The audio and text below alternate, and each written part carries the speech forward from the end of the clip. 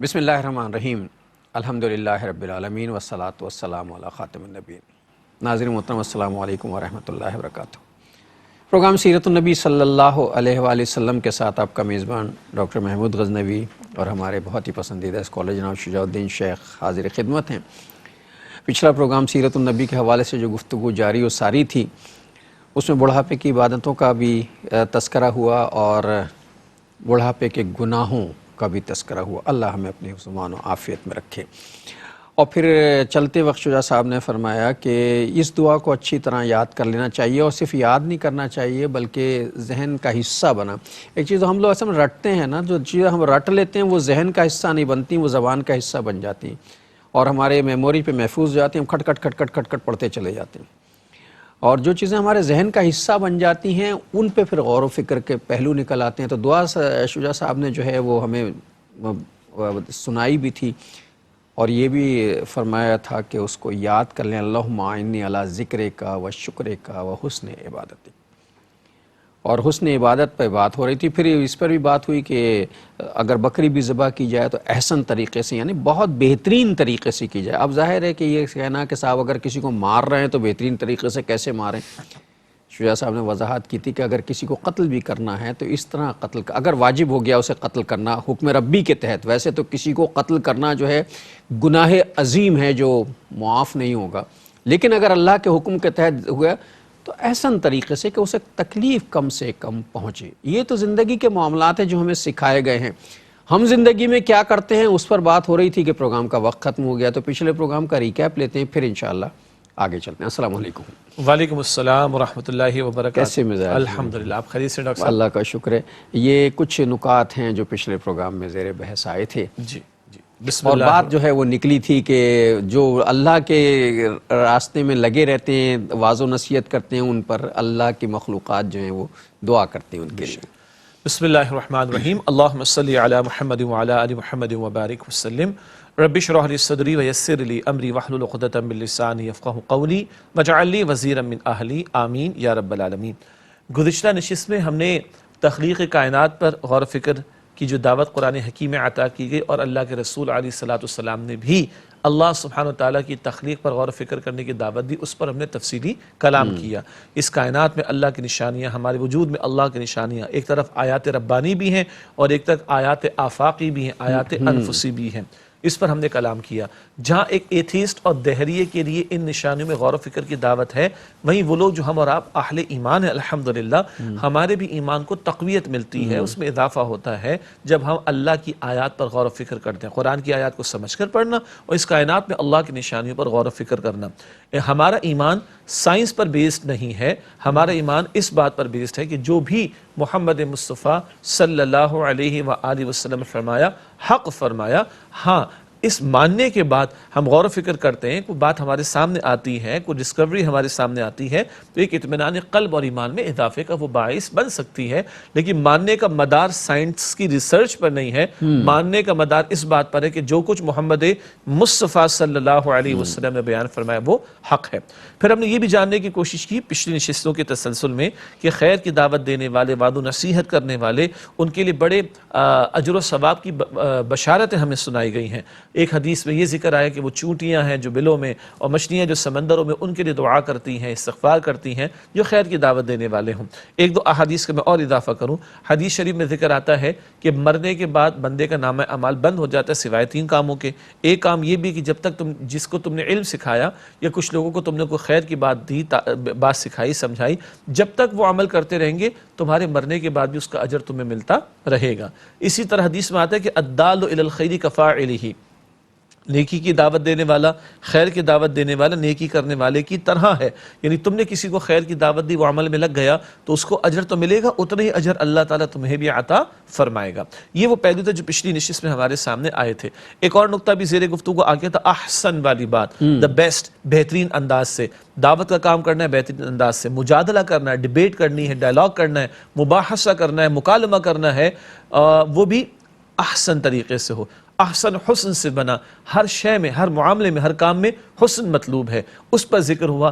حدیث شریف کے مطابق صحیح مسلم کی روایت، بکری کو بھی ذبح کرو تو احسن طریقے پر، اور کسی کو قتل کرنا ہے اگر سزا کے طور پر کہ وہ قاتل ہے، جرم کا ثبوت مل گیا تو اس کی گردن اڑائی جائے گی، ایسا انداز ہو کہ اس کو کم سے کم تکلیف ہو، ہے قاتل مگر تکلیف کم سے کم ہو، ہے بکری جانور ہے مگر تکلیف کم سے کم ہو۔ جب ان امور میں حسن یعنی عمدگی کا تقاضا دین نے کیا ہے تو پھر عام معمولات میں تقاضا کس قدر ہوگا اندازہ کیا جا سکتا ہے۔ اور آخر میں اس دعا کا ذکر ہوا کہ یہ مسنون دعا ہے جو ہر فرض نماز کے بعد نبی اکرم صلی اللہ علیہ وآلہ وسلم کے معمولات میں شامل ہے، اس کو یاد رکھنا چاہیے، اس کا اہتمام کرنا چاہیے، ترجمہ بھی ذہن میں ہونا چاہیے۔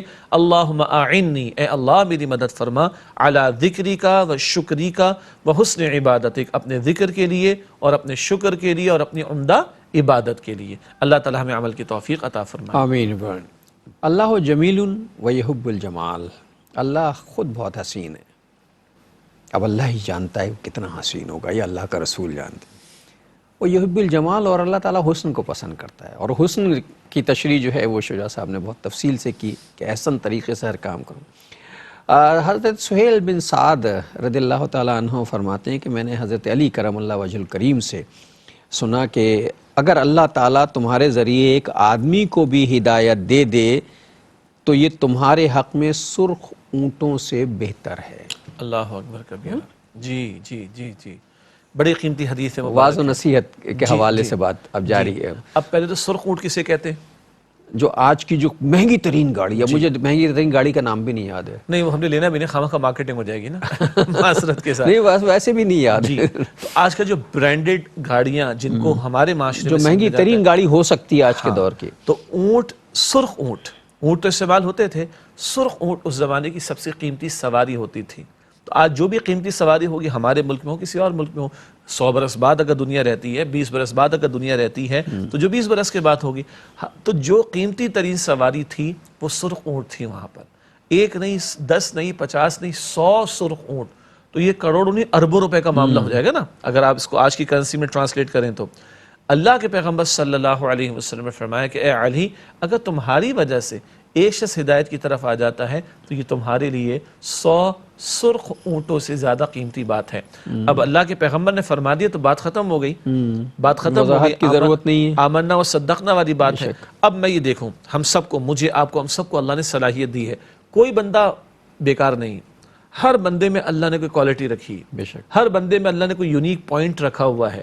ایک بات تو سب کو پتا، یہ بھی سائنٹیفک فیکٹ ہمارے سامنے آ چکا کہ کوئی 2 افراد کے بھی فنگر پرنٹس برابر نہیں ہوتے، ممکن ہی نہیں ہے۔ اور یہ اللہ کی نشانیوں میں سے میرا خیال ہے آفاق و انفس میں سب سے، انفس کے حوالے سے سب سے اہم ترین نشانی ہے جو اللہ کی قدرت کی گواہ ہے، اور آسان ترین بھی ہے۔ یوں لگا کے دیکھ لیجیے۔ اب یہ آپ کا میں انگوٹھا دیکھ رہا تھا نا، ایک انگوٹھا چھاپ جو عام طور پر پڑھا لکھا نہیں ہے، ان پڑھ ہے، اس کو بھی پتا ہے کہ یہ آئیڈینٹیفیکیشن کا ذریعہ ہے آج، ٹھیک ہے۔ اور دلچسپ بات یہ کہ سورۃ القیامہ ہے، وہاں پر اللہ تعالیٰ کہتا ہے ہم انسان کی پور پور کو درست کر دیں گے۔ اللہ نے کیوں یہ خاص ذکر کیا؟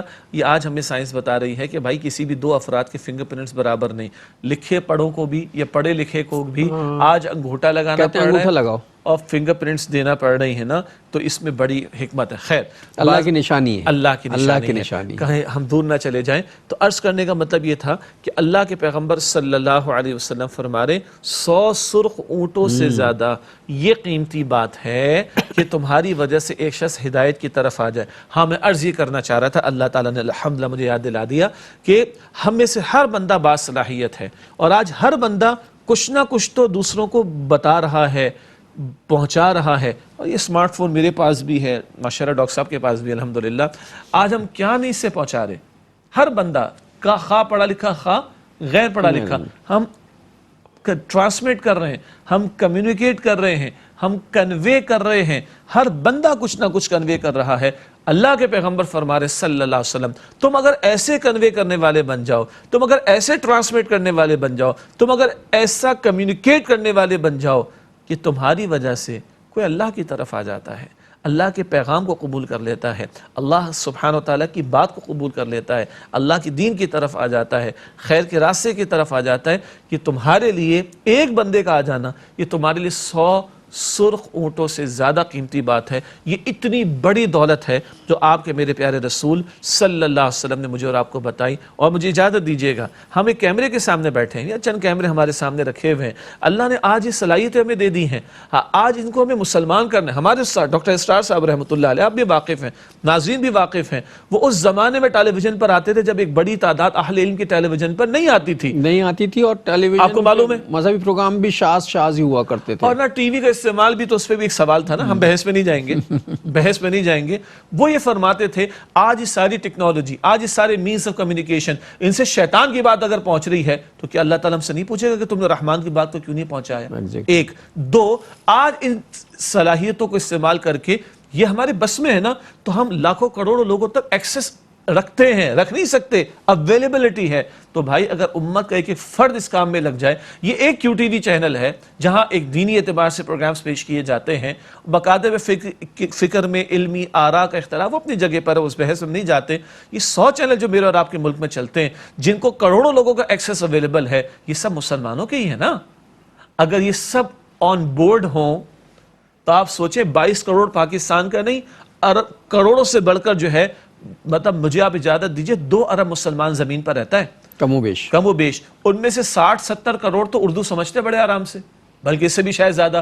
اگر پاکستان, ہندوستان اور بنگلہ دیش کو ملا دیں, تیسری بڑی زبان, ہاں, دنیا کی تیسری بڑی زبان, تو ہماری تو کتنے اللہ تعالیٰ نے آسانی کا معاملہ فرما دیا اس تعلق سے. پھر وہ لوگ جن کو اللہ تعالیٰ نے انگریزی بولنے کی صلاحیت دی ہے, بہرحال اس وقت وہ چلتی ہے دنیا کے اندر, ٹاپ آف دا لسٹ ہے. تو اگر یہ سارا مینز آف کمیونیکیشن اویلیبل ہے اور ہم اس انویسٹمنٹ کو سامنے رکھ لیں, اس دولت کو سامنے رکھ لیں, اے علی تمہاری وجہ سے یہ شخص اگر ہدایت کی طرف آ جائے, یہ تمہارے 100 سرخ اونٹوں سے زیادہ قیمتی بات ہے. یہ جو میں نے گزارش کی ہے, یہ اپنے لیے اور آپ کے لیے بھی ہے, یہ میڈیا کے مالکان کے لیے بھی ہے, یہ حکومتوں کے سربراہوں کے لیے بھی ہے, یہ سینکڑوں ہزاروں جو سفارت خانے مسلم ممالک کے موجود ہیں ان کے لیے بھی ہوگا, یہ سینکڑوں ادارے جو تعلیم نشر سکھانے والے ہیں, یا سینکڑوں کے ہزاروں ادارے, ان سب کے لیے ہے. ایک بندہ تمہاری وجہ سے ہدایت کی راہ پر آ جائے, یہ تمہارے لیے 100 سرخ اونٹوں سے زیادہ قیمتی بات ہے. یہ فرمان نبوی ہے صلی اللہ علیہ وآلہ وسلم. ناظرین ایک وقفہ لیتے ہیں, پھر آ کے بات کرتے ہیں انشاءاللہ. السلام علیکم ورحمۃ اللہ وبرکاتہ. ویلکم بیک ناظرین. وقفے کے بعد پروگرام سیرت النبی صلی اللہ علیہ وآلہ وسلم میں آپ کا خیر مقدم ہے. وقفے سے پہلے یہ بات ہو رہی تھی کہ بھائی ہمیں اللہ نے جو مواقع عطا فرمائے ہیں انہیں استعمال کرنا چاہیے. جب کسی کو دین کی بات بتانے کا کوئی بھی موقع ہاتھ لگ جائے, اسے ضائع نہیں کرنا چاہیے. اچھا, یہ بھی نہیں سوچنا چاہیے, یہ میں ذاتی سی بات ہے, اس کا کوئی میں حوالہ نہیں دے رہا, یہ بھی نہیں سوچنا چاہیے کہ یار لوگ کیا کہیں گے, میں تو عمل کرتا نہیں ہوں, اور میں لوگوں کو اگر کوئی موقع مل رہا ہے اچھی بات بتانے کا تو بتاؤں تو لوگ کیا کہیں گے. تو یہ نہیں سوچنا چاہیے, اچھی بات بتا دینی چاہیے. ممکن ہے کہ اس کے ریئیکشن میں کوئی آپ سے ہی کہہ دے کہ تم اپنے آپ کو تو دیکھو, تو اس طرح اپنے آپ کو بھی سنوارنے کا ایک موقع مل جاتا ہے. جی, حیا تو آتی ہے نا. جی جی بالکل, اور آنے بھی چاہیے. 2-3 باتیں آپ نے بہت قیمتی ارشاد فرمائی. پہلی بات تو یہ ہے کہ جب کہیں جہاں کہیں موقع میسر آئے تو ہمیں اس موقع کا فائدہ اٹھا کر خیر کی, دین کی بات لوگوں کے سامنے رکھنی چاہیے. اس میں بہت پیاری مثال سیدنا یوسف علیہ السلام کی ہے. جیل میں ہیں اور 2 افراد آ گئے ہیں, اور تفصیلی واقعہ ہے, اور انہوں نے حضرت یوسف علیہ السلام کو دیکھا تو ان کے حسن سے بھی متاثر ہوئے ہوں گے اور ان کے کردار سے بھی, تو اپنے خوابوں کی تعبیر یوسف علیہ السلام سے پوچھی. یوسف علیہ السلام کو معلوم تھا کہ اب تو ان کو انتظار رہے گا کہ تعبیر کب ملے گی, تو آپ علیہ السلام نے اس وقت وہ ٹائم گین کیا. کبھی دیکھو تمہارا جب تک کھانا آئے گا نا تو اس وقت تک تعبیر تمہیں پتہ چل جائے گی, لیکن تم میری بات تو سنو. اور پھر انہوں نے توحید کی دعوت دی ہے, شرک کی نفی فرمائی ہے, آخرت کے عقیدے کا ذکر کیا ہے, اپنے خاندان کا تعارف کرایا. یعقوب علیہ السلام آپ کے والد ہیں, اسحاق علیہ السلام آپ کے دادا ہیں, ابراہیم علیہ السلام آپ کے پردادا ہیں, ہم اللہ کے چنے ہوئے بندے, اللہ کا یہ پیغام ہے. اور جو اس معاشرے میں بگاڑ تھا اور بادشاہ غلط طرز عمل پر تھا یا لوگ غلط طرز عمل پر تھے, اس کی بھی اصلاح فرمائی. تو یہ انہوں نے وقت جیسی میسر آیا وہاں قید خانے میں بھی دعوت دین کے کام کو جاری رکھا. اللہ کے پیغمبر علیہ السلام نے جب اعلان نبوت تھا, تو نبوت کا معاملہ ہوا, تو ابتدائی 3 برس انفرادی طور پر پرسن ٹو پرسن دعوت پیش کی, مگر پھر اللہ کے پیغمبر صلی اللہ علیہ وسلم کوہ صفا پر بھی کھڑے ہوئے. یہ اس وقت کا ایک معمول تھا. یہ بھی بڑا قیمتی نقطہ ہے. معاشرے میں جو بھی دستیاب ذرائع ہوں ان کو اختیار کرنا کوئی حرج نہیں ہے، ہاں اس میں اگر کوئی خلاف دین بات ہو تو اس کو چھوڑ دیا جائے۔ اللہ کے پیغمبر علیہ السلام کوہ صفا پر کھڑے ہوئے، مشرکین بھی کوئی اہم بات ہوتی، اہم خبر ہوتی تو وہاں پہ کھڑے ہو کر اطلاع دیتے۔ اللہ کے پیغمبر علیہ السلام صبح کھڑے ہوئے، وہ لوگ بھی صبح سویرے کھڑے ہوتے تھے۔ اللہ کے پیغمبر علیہ السلام فرمایا واہ صباحا واہ صباح، ہائے صبح ہائے صبح، یہ ان لوگوں کا انداز تھا لوگوں کو متوجہ کرنے کا۔ حضور نے بھی انداز اختیار کیا صلی اللہ علیہ وسلم۔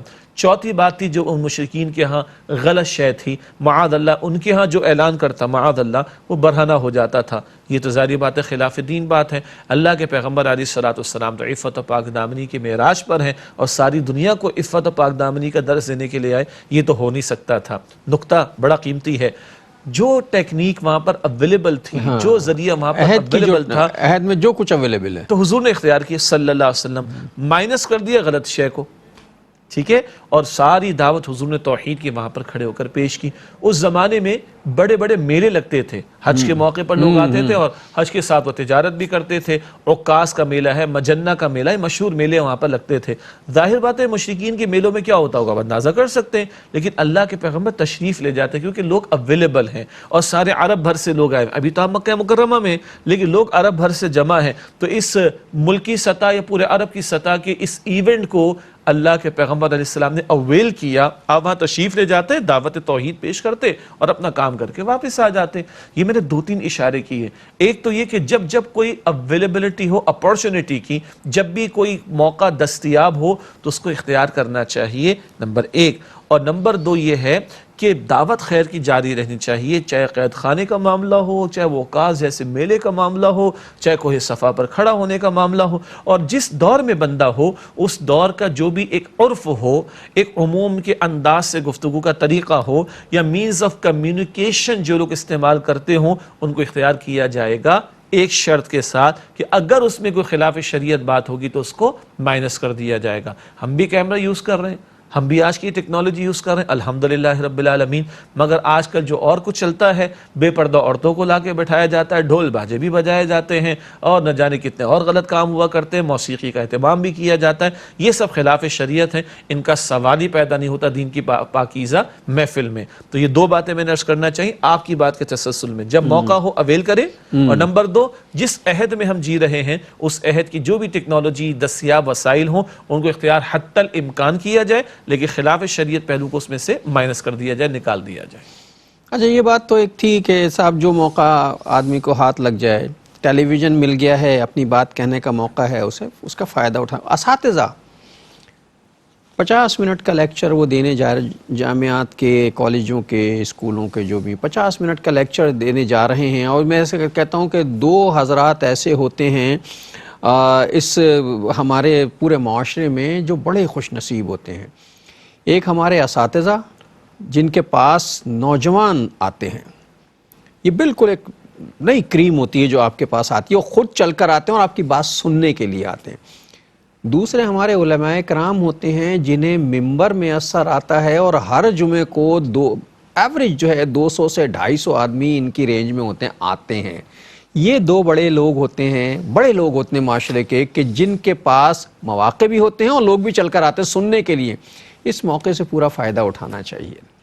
آپ کی اجازت سے میں ایک اور ایڈیشن کر دوں، دل چاہ رہا ہے، ڈاکٹرز کے پاس بھی بہت لوگ جا رہے ہیں آج کل۔ ایگزیکٹلی، بلکہ آج کل مولویوں سے زیادہ ہے، میں ویسے ہی کہہ رہا ہوں، مولویوں سے زیادہ، بلکہ مولوی بھی ڈاکٹر کے پاس زیادہ جا رہے ہیں۔ اور مزید دلچسپ بات، ڈاکٹر جو کہتا ہے آنکھیں بند کر کے مان لیتے ہیں۔ ٹھیک ہے، اب آئیے تینوں کو ایک ایک کر کے ہم تھوڑا سا انالیسس کریں، کیونکہ ہمارا مین ٹاپک تو چل رہا ہے وعظ و نصیحت کا معاملہ۔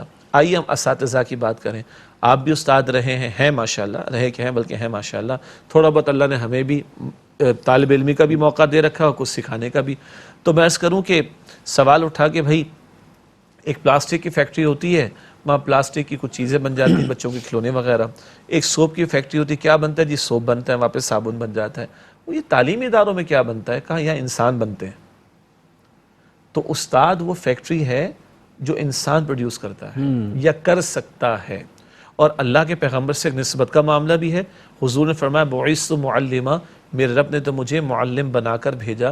تو ایک مسلمان استاد یعنی ہم مسلمان ایڈ کر رہے ہیں اس میں، ایک مسلمان استاد کو تو یہ اپنے لیے سعادت سمجھنا چاہیے کہ اس کو معلم کی مسند پر لا کر اللہ سبحانہ وتعالی نے بٹھا دیا۔ مسلمان جب میں نے کہا تو دنیا کا کوئی بھی سبجیکٹ، ظاہری بات ہے ناجائز شے کی تو بات ہی نہیں ہو رہی، جو بھی سبجیکٹ پڑھائے گا، وہ سائنس پڑھا رہا ہے، فزکس پڑھا رہا ہے، کیمسٹری پڑھا رہا ہے، بایولوجی پڑھا رہا ہے، میتھمیٹکس پڑھا رہا ہے، کمپیوٹر سائنس پڑھا رہا ہے، وہ ہسٹری پڑھا رہا ہے، وہ معاشرتی علوم پڑھا رہا ہے، سوشل اسٹڈیز پڑھا رہا ہے، یہ سارے علوم بالآخر کائنات کی طرف اور امور کائنات کی طرف متوجہ کرتے ہیں، تو لا محالہ خالق کائنات کی طرف بھی متوجہ کر سکتے ہیں۔ اب ایک استاد جو کہ مسلمان استاد ہے، اس کا کمال ہوگا کہ وہ کس طریقے سے اس کو لے کر چلے۔ آپ کی اجازت سے نام لیے بغیر کراچی کی ایک نجی یا پرائیویٹ یونیورسٹی کے ایک بہت اچھے وہ آپ کہیے کہ ڈین رہے ہیں، اور ایڈمنسٹریشن بھی ان کے پاس تھی، ایکیڈیمک ایڈمنسٹریشن بھی ان کے پاس تھی۔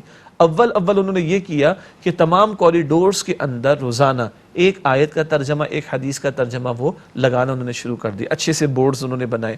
اگلے مرحلے میں انہوں نے یہ کیا کہ 50 منٹ کا لیکچر ہوتا ہے نا، ہر استاد کو کہا جب آپ پڑھانے جا رہے ہیں، چاہے آپ اکاؤنٹس پڑھا رہے ہیں، کاسٹ اکاؤنٹنگ، اکنامکس، کچھ بھی پڑھا رہے ہیں، آپ نے 2 منٹ کوئی خیر کی بات کرنی ہے۔ یہ لیجیے آیات بھی جمع ہیں، یہ لیجیے احادیث بھی جمع ہیں، یہ لیجیے اچھے اقوال زرین جو ہوتے ہیں، بڑے قیمتی اقوال ہوتے ہیں، وہ بھی جمع ہیں۔ آپ کا چوائس ہے، 2 منٹ میں کوئی ایک آپ بات رکھ دیا کریں۔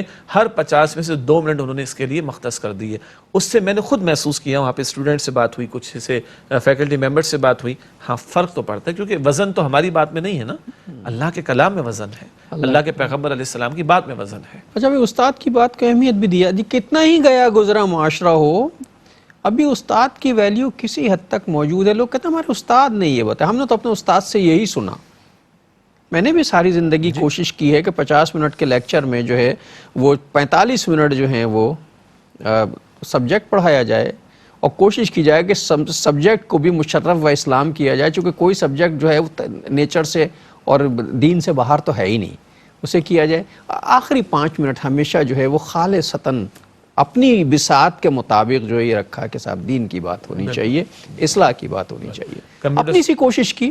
اب کسی کو ہدایت دینا، کسی کو تبدیل کرنا، یہ تو اللہ کے اختیار میں، میرے اختیار میں اور آپ کے اختیار میں۔ ہاں اپنی ہدایت کے لیے دعا کرتے ہیں اللہ مجھے ہدایت عطا فرما دے۔ بے شک بے شک۔ تو یہ استاد کے پاس بڑا روم ہے، بڑی اپورچونٹی ہے اس تعلق سے، اور اگر اس کو یہ کلیئر ہو جائے کہ جو میں خیر کی 1-2 باتیں بتاؤں گا اور یہ عمل کرنا شروع کر دیں گے تو یہ 100 سرخ اونٹوں سے زیادہ قیمتی بات ہے۔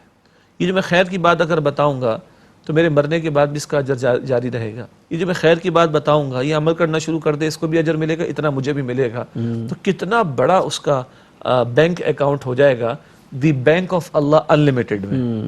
کتنا بڑا بینک اکاؤنٹ ہو جائے گا دی بینک آف اللہ انلمیٹڈ میں۔ اب آئیے مسجد کے تعلق سے، ہم نے پہلے بھی کلام کیا ہے، دنیا میں 100 لوگوں کو جمع کرنا آج کتنا بڑا جتن کا معاملہ ہے، بہت مشکل، کتنی مارکیٹنگ کرنا پڑتی ہے، ٹھیک ہے جی۔ اور مسجد وہ مقام ہے، خاص طور پر جمعے کا اجتماع وہ مقام ہے کہ بلا مبالغہ، بغیر کسی ایڈورٹیزمنٹ، سوائے اذان کے الفاظ، سوائے اس کے، بغیر کسی ایڈورٹیزمنٹ، بغیر کوئی SMS، بغیر کوئی سوشل میڈیا، بغیر کوئی ٹیلی ویژن، بغیر کوئی اخبار کا اشتہار، بغیر کوئی بل بورڈ، بغیر کوئی اور ای مارکیٹنگ وغیرہ، اس سب کے بغیر کروڑوں مسلمان مسجد میں آ رہا ہے۔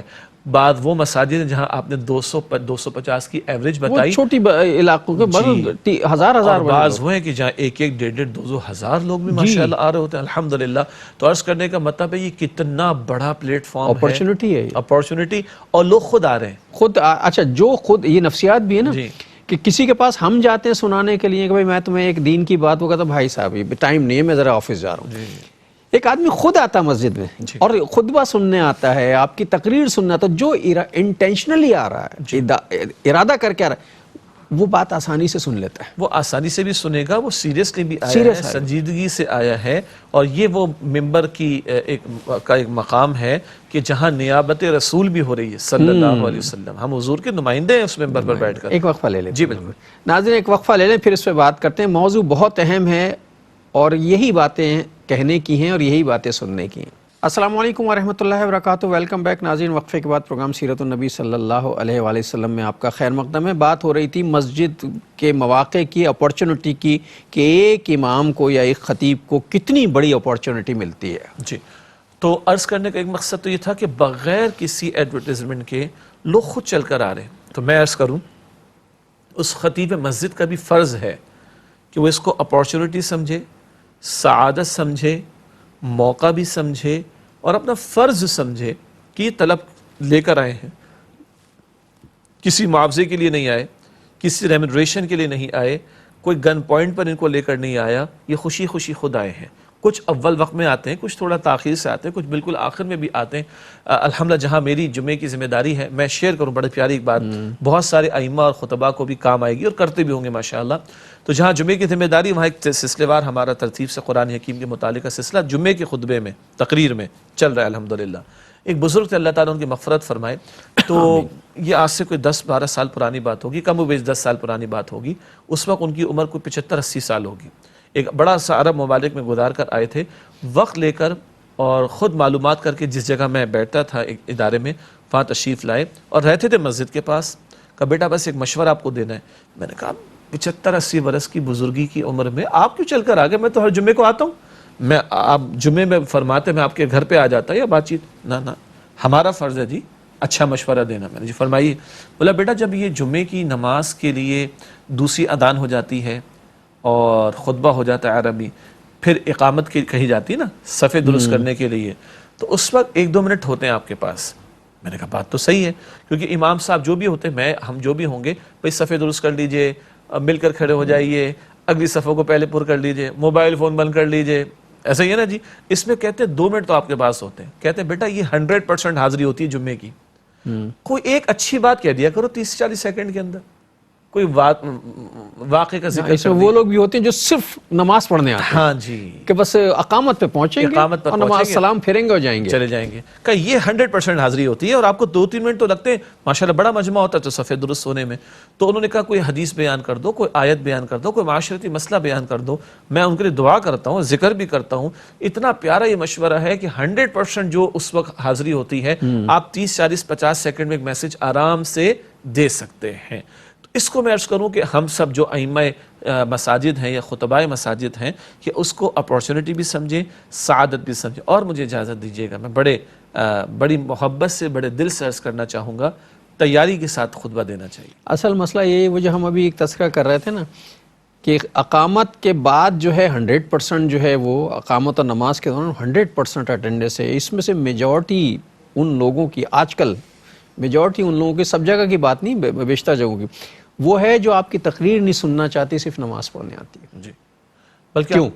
ہاں جی، اس لیے کہ ان کو اویلیبلٹی ہے۔ آج کیا اویلیبل نہیں ہے اس کے اوپر؟ دنیا کے بہترین ائمہ، اہل علم، خطباء، علماء، مشائخ، ان کے سب کچھ اویلیبل ہے نا۔